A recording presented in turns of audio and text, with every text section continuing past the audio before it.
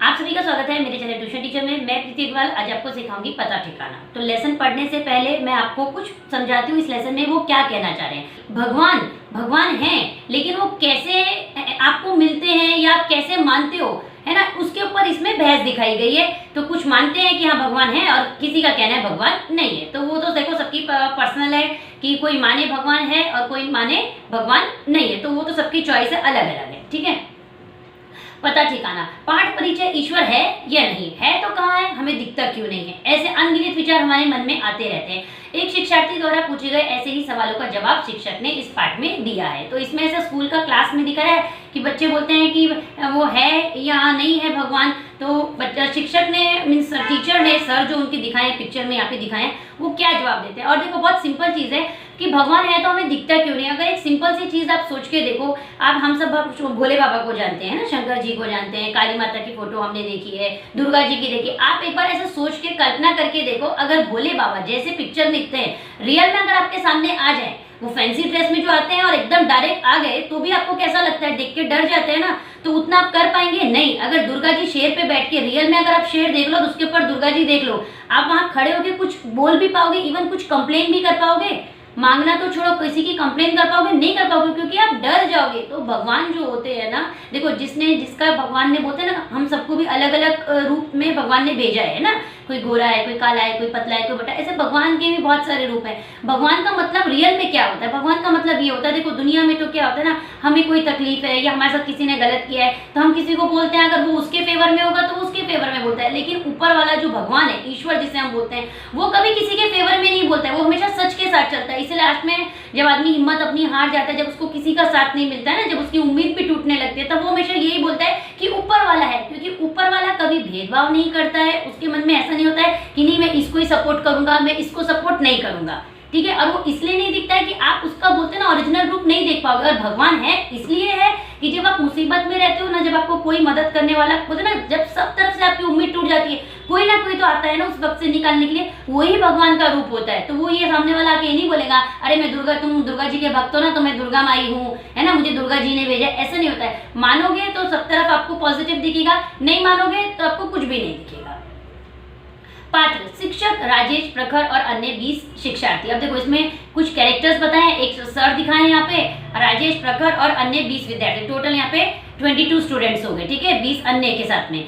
स्थान कहाँ पर है, कक्ष। आज हम बाल भगवान शीर्षक पाठ का वाचन करेंगे। लेखक का दावा है कि उसने रचना एक सत्य घटना पर आधारित की है। अभी देखो सर इसमें एक सिखाना चाह रहे हैं, उस लेसन का नाम ही है बाल भगवान, लेकिन आपके लेसन का नाम है पता ठिकाना। ऐसे बोलते ना कैरेक्टर्स के अंदर कैरेक्टर उन्होंने दिखाए हैं। तो वो बता रहे हैं कि उसके जो लेखक है बाल भगवान के, उन्होंने लेखक का नाम नहीं दिया है, लेकिन वो बोल रहे हैं कि कोई एक सत्य घटना थी उसके पर उन्होंने वो बताया है। हाथ उठाकर राजेश बोलता है गुरुजी मैं कुछ पूछना चाहता हूँ। हाँ पूछो, भगवान से जुड़ी कोई घटना घट ही नहीं सकती। कल एक मुनिराज ने अपने प्रवचन में बताया था कि ईश्वर है ही नहीं, जो है ही नहीं उससे जुड़ी कोई सच्ची घटना घट कैसे सकती है। अब देखो सच्ची मतलब जो बोलते हैं ना, सामने रियल में कहीं ना कहीं कुछ हुई हो, है ना, जैसे न्यूज में कोई चीज आती है कि हाँ वहाँ आग लग गई या वहाँ पर ऐसा हो गया, है ना, और बिल्डिंग गिर गई, ऐसा सब न्यूज आती रहती है, तो वो सच होती है ना, सच्ची, उसको बोलते हैं सच्ची घटना। तो बच्चा उसमें से एक राजेश रहता है, वो बोलता है कि वो कहीं सुनने गया था, प्रवचन होते हैं ना, तो प्रवचन सुनने गया था, तो वहाँ पे किसी मुनिराज ने बोला कि भगवान तो है ही नहीं। अगर भगवान है ही नहीं तो सच्ची घटना कैसे हो सकती है, सच्ची घटना है ही नहीं तो ये जो यहाँ पे लेखक है बाल भगवान, तो ये जो लेसन है वो आया कैसे।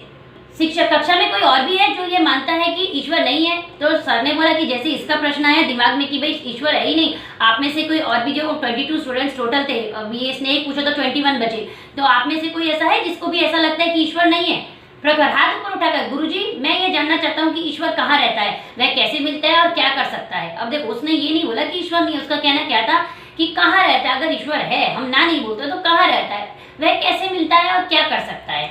शिक्षक, तो फिर आज हम पाठ का वाचन ना करके राजेश और प्रखर को कुछ समझाएंगे। राजेश को उठने का संकेत करते हुए, राजेश कैंटीन तक जाओ, वहां से एक गिलास में दूध और चीनी लेकर आओ, चीनी दूध में मिलाकर मत लाना, अलग से लाना। अब उनके जो सर होते हैं ना, वो बोलते हैं चलो एक काम करते हैं, इस लेसन को बंद करते हैं। देखो हम पढ़ते क्यों है, सही मायनों में हम पढ़ाई क्यों करते हैं, वही चीज उनके सर ने दिखाया कि इस लेसन को हम बाद में डिस्कस करते हैं और पहले है ना मेन पॉइंट समझते हैं, जो आपके अंदर कंफ्यूजन है उस कंफ्यूजन को दूर करते हैं। और जैसे मैं लेसन पढ़ाती हूँ बीच में मैं बोलती हूँ, तो मैं भी इसलिए बोलती हूँ, ये तो लेसन बहुत सारे लेसन आते जाएंगे, जब तक आप पढ़ाई करते रहोगे ना लेसन आपको आते जाएंगे, लेकिन मेन मकसद क्या है वो आपको समझना है। सेम उन्होंने बोला कि नहीं अभी आप एक काम करो, बुक रखो, कैंटीन में जाओ, स्कूल में कैंटीन होता है, वहां जाओ, वहां से दूध लेके आओ, चीनी लेके आओ, लेकिन दोनों को मिला के मत लाना, अलग अलग लाना। राजेश बोलता है जी गुरुजी मैं यूं गया और यूं आया। यूं गया यूं आया मतलब फटाफट गया फटाफट आया, ऐसे भाग के नहीं जाना है कि गिर भी जाना है। राजेश का कक्षा से गमन, वो चले जाता है। शिक्षा, आज हम प्रखर को दूध पिलाकर इसे थोड़ा बलवान भी बनाएंगे। वो बोलते हैं जब वो राजेश दूध लेकर आएगा तो किसको पिलाएंगे, प्रखर को पिलाएंगे। दूध का गिलास, चीनी की पुड़िया और चम्मच लिए राजेश का आगमन। अब देखो चीनी की पुड़िया मतलब किसी पेपर में बांधकर वो लेकर आए, उसको बोलते हैं पुड़िया। राजेश, लीजिए गुरुजी, दूध और चीनी ही नहीं चम्मच भी हाजिर है। यस, देखो स्मार्ट बच्चा था, जब उन्होंने बोला आपने तो दूध और चीनी बोला तो मैं दूध और चीनी लाया, तो मिक्स कैसे कर दिया, तो एक और गिलास हो ऐसे करके जैसे मम्मी दूध कभी ठंडा करके देती हैं, लेकिन वो समझदार था और वो चम्मच लेके और उसने सामने से बोल भी दिया चम्मच भी हाजिर है। शिक्षक, शाबाश राजेश, तुमने बुद्धिमानी का परिचय दिया, चम्मच भी लेते हैं। ये देखो बुद्धिमानी का परिचय दिया। ऐसे ही होता ना, ऐसा नहीं होता कि जितना बोला उतना ही करो, वो कभी कभी होता है सिचुएशनल डिपेंड होता है कि कितना बोला और कितना करना है, लेकिन खुद को लॉजिक भी लगाना है कि साथ के साथ और जरूरत क्या पड़ेगी। अब दूध में चीनी डालो और चम्मच से घोलो और प्रखर को पीने के लिए दे दो। अब क्या बोले कि दूध में चीनी डाल दो, चीनी में दूध नहीं डाल दो, दूध में चीनी डाल दो, चम्मच से घोलो और प्रखर को दे दो, है ना, बात दोनों एक ही है, लेकिन हम ज्यादातर पहले दूध डालते हैं बाद में चीनी डालते हैं। प्रखर को पीने के लिए दे दो। राजेश ने दूध में चीनी डालकर चम्मच से घोला और गिलास प्रखर को थमा दिया, उसके हाथ में दे दिया। शिक्षक, प्रखर अब सब तुम्हें यह दूध पीते हुए देखना चाहते हैं, पर पहले केवल 2 घूंट। वो बोलते हैं कि तुम दूध पियो, हम सब देखना चाहते हैं, लेकिन सबसे पहले 2 घूंट ही पीना। प्रखर, जो आज्ञा गुरुजी, कहते हैं प्रखर दूध के 2 घूंट पी जाता है। वो बोलता है जैसे आपने बोला, आपकी जैसे आज्ञा मैं वैसे ही करूंगा। उसने 2 घूंट दूध पिए। प्रखर, दूध कैसा लगा, चेहरे पर मुस्कान लाते हुए, मीठा। इसमें चीनी कहाँ है, झेपते हुए, चीनी तो घुल गई, अब वह सारे दूध में है, ठीक है। वो बोले कि उसने बोला दूध कैसा लगा, जब उसने 2 घूंट दूध पिया था प्रखर ने, तो बोला मीठा लगा। तो बोले मीठा कैसे लगा, इसमें चीनी कहाँ है, तो बोले कि चीनी तो क्या हो गई, पूरे दूध में घुल गई। यही है तुम्हारे पहले सवाल का जवाब। जिस तरह दूध के कण-कण में चीनी है, उसी तरह संसार के कण-कण में ईश्वर है। यह दूध मीठा कैसे हुआ, जब उसमें चीनी डाली गई, है ना। तो जब चीनी घुल गया, दूध में चीनी दिखती है क्या, नहीं दिखती है, कभी घोली ना हो तो नीचे रह जाती है। जो बच्चे चम्मच से खाते हैं वो मैटर अलग है, लेकिन अगर अच्छे से चीनी दूध में घुल गई है तो वो चीनी अलग अलग कर पाएंगे, नहीं कर पाएंगे। वह मिलता कैसे है, वह भी बताता हूँ। राजेश, तुम्हें फिर कैंटीन तक जाना होगा, जो आज्ञा गुरुजी। अब की बार क्या लाना होगा, इस बार एक बड़े से कटोरे में आधा कटोरे के करीब दही लाना होगा। ठीक है गुरुजी, मैं यूं गया और यूं आया। यस, वापस वो गया, पहले चीनी और दूध और चम्मच अपने मन से लेके आया था, शिक्षक के कहने पे सिर्फ चीनी और दूध लाया था, ठीक है। और अभी बोला कि यस बताइए फिर से क्या करना है कैंटीन में जाके, बोले 1 कटोरे में आधा कटोरा। अब कंफ्यूज नहीं होता है, 1 कटोरे में आधा कटोरा, यानी 1 कटोरा ले लो, उसको आधा भर के लाना, पूरा भर के मत लाना। क्या लाना, दही लेके आना। ठीक है गुरुजी, मैं यूं गया और यूं आया। कक्षा से बाहर जाते हुए राजेश से, और हाँ साथ में मथानी भी लाना। यस, अभी बच्चा वो सोच रहा होगा पता नहीं दूध क्यों बोला, सॉरी दही क्यों बोला लाने के लिए, तो सर ने सामने से बोला कि आप क्या लेके आना, मथानी। मथानी क्या होती है, दाल घोटनी जिसको बोलते हैं ना, दही को पतला करते हैं ना, कोई कोई उसको रही भी बोलता है। साथ में मथानी भी लेते आना। क्षमा करें गुरुदेव, मुझे दूध के ऊपर दही तो नहीं पीना होगा ना। वो बोलता है प्रखर, जब वो चला जाता है तो वो बोलता है प्रखर कि सर अभी आपने दूध पिलाया है तो क्या भी उसके ऊपर दही भी पीना होगा। शिक्षा, अरे नहीं, दही तो तुम्हें ईश्वर का पता ठिकाना बताने के लिए मंगाया है। ये जो लेसन का नाम है पता ठिकाना, वो किस लिए मंगाया है कि ईश्वर का पता ठिकाना तुम्हें किससे पता चलेगा, दही से। दही से अधभरा कटोरा और मथानी लिए राजेश का कक्ष में आगमन। वो लेके आ जाता है आधा कटोरी दही और मथानी। शिक्षक, लो दही भी आ गया। दही से आधा भरा कटोरा हाथ में लेकर प्रखर तुम भी इधर आओ और इस दही को देखकर बताओ कि क्या इसमें मक्खन है। ठीक है, वो बोलते हैं कि प्रखर तुम इधर और बताओ ये जो दही दिख रही है क्या इसमें मक्खन है। हंसते हुए, निश्चित रूप से है। वो बोलता है यार दही में मक्खन रहता ही है। हैरानी जताते हुए, कहाँ है, मुझे तो दिखाई नहीं दिया। यस, जैसे आपने बच्चों ने पूछ लिया था कि सर मुझे तो ईश्वर नहीं दिखाई देते, तो जैसे उनको तो पता है कि ईश्वर है, आपकी मुसीबत में काम आते हैं ईश्वर के। बोलते हैं आप देखो हॉस्पिटल चले जाओ तो आपको गणेश जी जो भी भगवान के जहाँ जैसा मानते होंगे एक मूर्ति जरूर मिलेगी। कोर्ट कचहरी में चले जाओ, वहाँ पे भले आपको भगवान की फोटो नहीं दिखेगी, लेकिन जब आप गवाही देते हो ना तो वो बोलते हैं ना कि गीता की कसम खाकर बोलो कि मैं जो बोलूंगा सच बोलूंगा, तब वहाँ पे भी तो भगवान का ही रूप है ना। वो क्या है, तो वो बोले अरे बुद्धू दही बिलौने से निकलेगा, ऐसे दिखाई नहीं देगा। यस, उन्होंने बोला अरे बुद्धू ऐसे नहीं दिखेगा, बिलौने मतलब वो उसको जब हम उसको मथेंगे दही को। शिक्षक, तुमने बिल्कुल सही कहा प्रखर, तुम्हारे दूसरे सवाल का जवाब भी यही है। जैसे मथानी से दही बिलौने पर मक्खन मिलता है, वैसे ही भक्ति और भरोसे से मन को मथने पर ईश्वर रूपी मक्खन मिल जाता है। देखो अब जैसे प्रखर को तो था कि हाँ मक्खन जो है दही में रहता ही है, लेकिन राजेश को नहीं दिखाई दे रहा था। तो शिक्षक ने वही बोला कि प्रखर तुम बिल्कुल सही हो, है ना। दूसरे सवाल का जवाब भी यही है, जैसे मथानी से दही बिलौने पर मक्खन मिलता है ना, वैसे ही भक्ति, है ना। और भरोसे से मन को मतने पर ईश्वर रूपी मक्खन मिलता है, यानी अगर आप मानोगे, अगर आपका भरोसा है, आप भक्ति करते हो भगवान की, तो आपको ईश्वर बोलते ना मिलेंगे। गुरुजी राजेश, गुरुजी इस प्रकार ने मुझे अभी भी बुद्धू कहा था, यदि आपकी आज्ञा हो तो मैं यह सिद्ध करना चाहता हूँ कि मैं इससे अधिक बुद्धिमान हूँ। तभी वो उन दोनों में वो तो बहस होगी, सर ने तो जवाब दे दिया, ठीक है, कि कुछ चीजें क्या होती है दिखाई नहीं देती हैं, लेकिन अगर आप उसमें कर्म करोगे तो वो चीज उसमें से ही निकल के आएगी। कोई जादूगर आके वहाँ पे मैजिक नहीं करता है, ठीक है। तो अब वो बोलता है किसने मुझे बुद्धू बोला, तो मैं इसको बताना चाहता हूँ कि मैं बुद्धू नहीं हूँ। शिक्षक, सो कैसे बोला? राजेश बोलता है इसके तीसरे सवाल का जवाब देकर। शिक्षक, अरे वाह, किंतु ईश्वर के अस्तित्व पर शंका की शुरुआत तो तुमने ही की थी ना। वो बोलता है कि इसके ही तीसरे सवाल का जवाब देना है, तो वो बोलते हैं कि तो शंका तो तुमने की थी।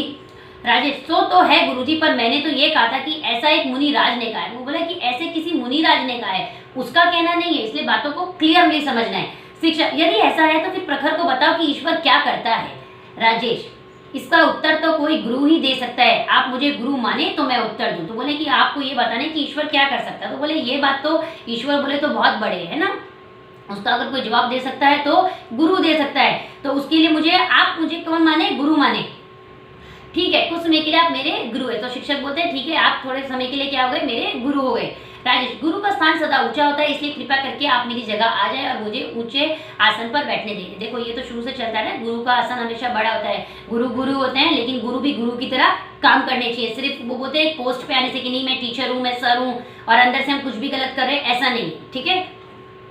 शिक्षक, यह भी सही, तो आप इधर पधारो और मैं उधर आता हूँ, ठीक है। दोनों के स्थान की अदला बदली होती है, अब उत्तर देने में देरी ना करें। शिक्षक वो बोलते हैं कि अब उत्तर देने में देरी ना करें। और इस पिक्चर में ये दिखा है कि वो सर की जगह पे चला गया, ज्यादातर टीचर सर ब्लैक बोर्ड की तरफ रहते हैं और बच्चे उनके सामने रहते हैं। राजेश मुस्कुराते हुए, प्रखर के तीसरे सवाल का हल तो आप साक्षात देख ही रहे हैं। इतना ही नहीं गुरुजी, वहां बैठकर तो आप उसकी करनी भोग भी रहे हैं।